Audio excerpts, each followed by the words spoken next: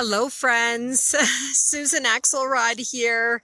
A bit late for my live at 5. I think we're more like live at 5:15 Eastern.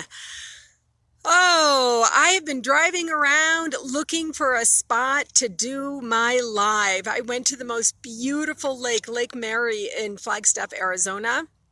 I drove all the way out there. I was getting ready for my live mentally, and I was so excited because it's so beautiful here today.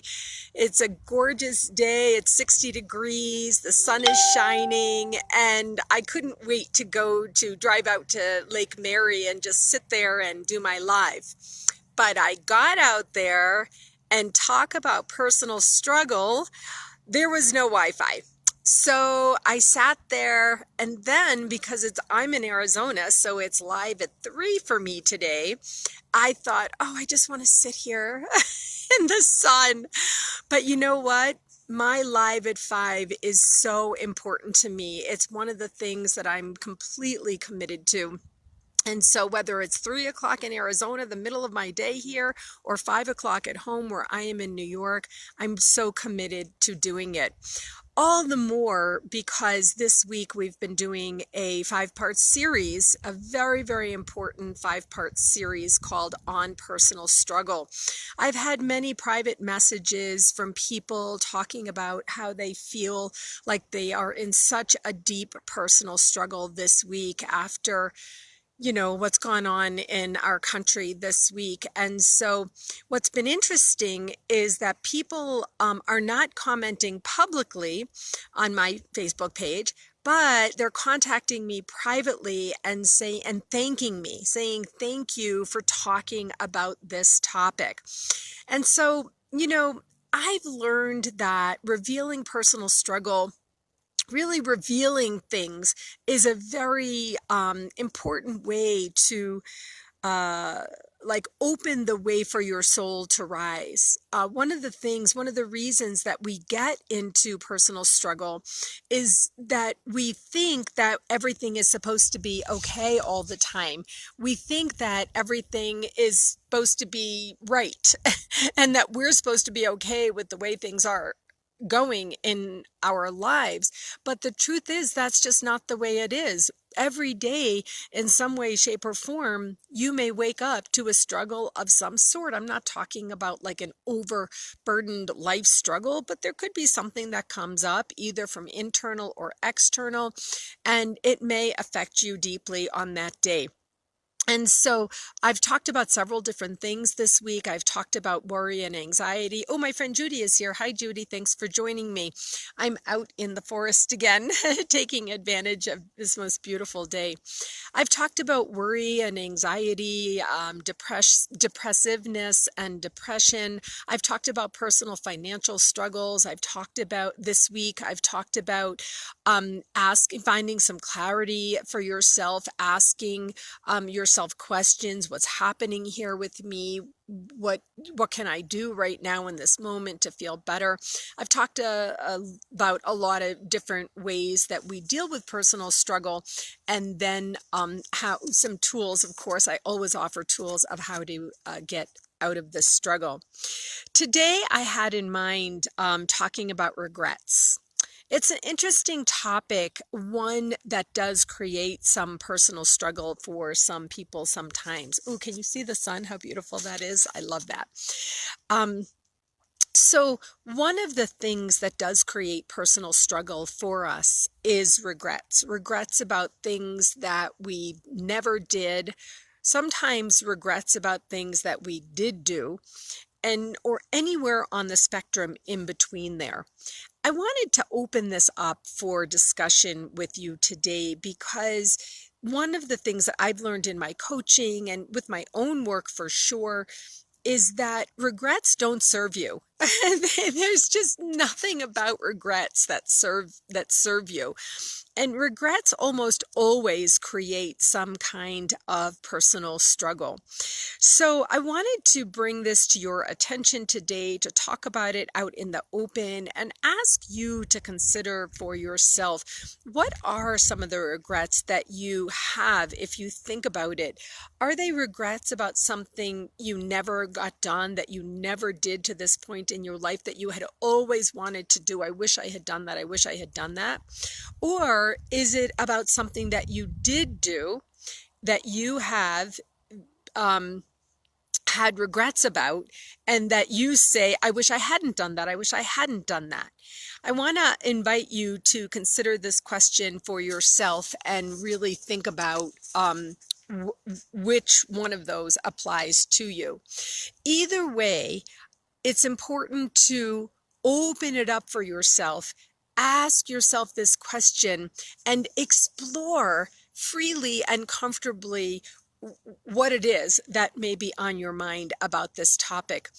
You know, my website is called, and my Facebook page are called, What Will Your Legacy Be? And I never changed that to Confident Life Coaching or Confidence Coaching or Confidence Coach, or, or anything that I have sort of morphed into in my career, because ultimately, the reason I want to help people get confident is so that they can find their purpose, find their role, find their goal in life, and live in such a way that you will be remembered. And that is the key. That is underlying everything that I do. When we have personal regrets, it's so hard to live in such a way that you know that you will be remembered, because you have these negative thoughts about these things in your head. And I like to help you clear those thoughts so that you can feel better about yourself and really feel that you can live in a way that you will be remembered. I teach legacy as living life in such a way that you're creating a legacy every day. People think that legacy is only for rich people, for famous people, that they have all the money to do, whether it's to give or to do things, build things, monuments to themselves or whatever. But honestly, that's like the tip top of the 1%, and they don't always use their personal or financial resources in that way. Some of them do. But most of us can live life every day in such a way that we are impassioned in life, impassioned about life, that we feel purposeful, that we feel that we're engaged in meaningful activities. And that is what generates the goodwill of waking up every day on purpose. That's it. It's not so complicated, but we do make things complicated in our lives. So that is the basis of my work, and I still help people. I've been a philanthropy advisor for 35 years in my career. I've moved away from the day-to-day work in that area, but ultimately that really is underlying everything I do. And that's why my Facebook page is still called What Will Your Legacy Be? And that is also the name of my website, even though my work as a confidence coach is to help you feel confident and sure in your life every day.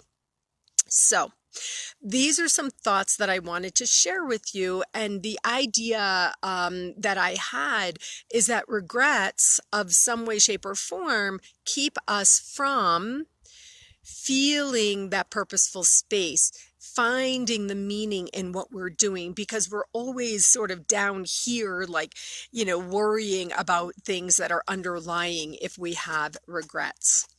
So that is what I wanted to speak with you about today. I hope that we've opened up some ideas for you to really face some regrets that you may have, write them out. Things that you're holding on to may be creating personal struggle for you, and you may not even realize that it's really not even relevant in your life anymore, but you've held on to it for so long that you just that is your way of being. And in my daily Facebook lives, I want to help you look at yourself and maybe switch up your way of being by just bringing to awareness some of these ideas I discuss with you. Regrets is in that category. So there may be things you may be holding on to that you could let go of. There may be things that are low lying for you, but when you think about it and realize it, they rise to the top. But if you can face them, if you can pray or meditate or write or just think thoughts, you might be able to let some of those things go. Okay? Okay. So what I would like to do now is just share a moment of Zen. I am in this beautiful place in a different area of forest in Flagstaff, Arizona, and I wanted to share with you this beautiful place that I am today. You can see that there's this beautiful sky. I'm going to scan all the way up to the sun.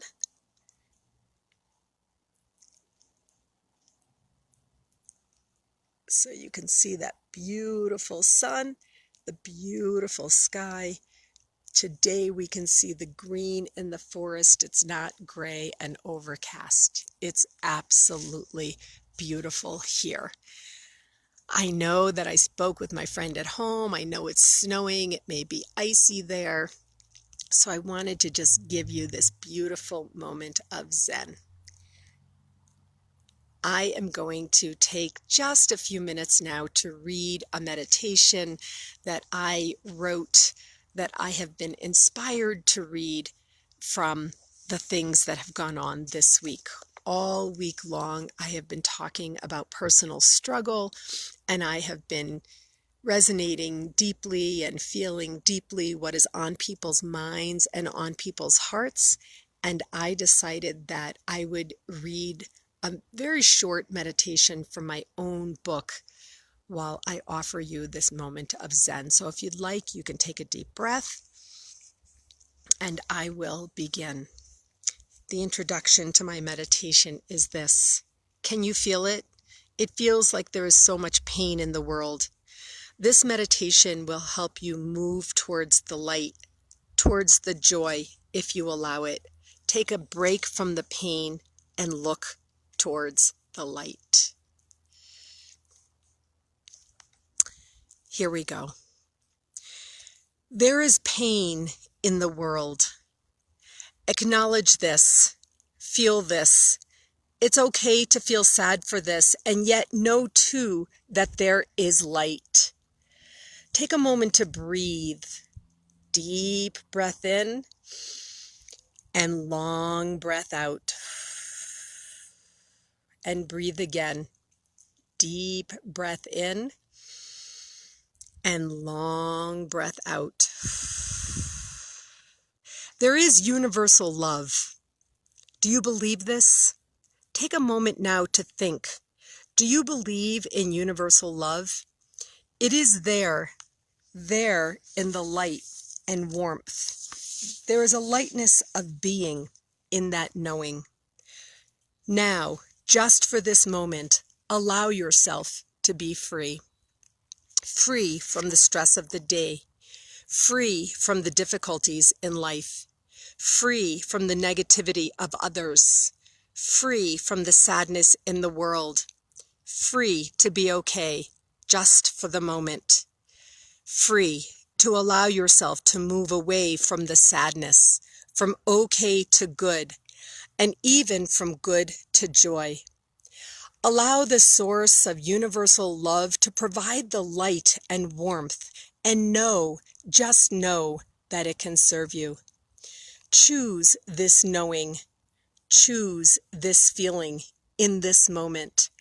And if you choose, this is how you can feel now, in this moment, and in every moment, believing in universal love, in the light and warmth, now, from that knowing.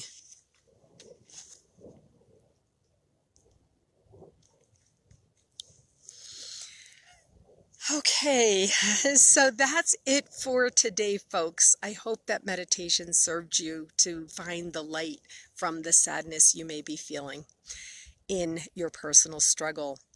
So that's it, the end of our 5-part series this week. I will be heading home. So Monday, I will come to you live from home, my home office. I'm excited to get home. I've missed my husband and my dog, even though I've had a wonderful trip here. So to those who celebrate, Shabbat Shalom. And if not, I hope you have a wonderful weekend, and I'll see you on Monday. Bye.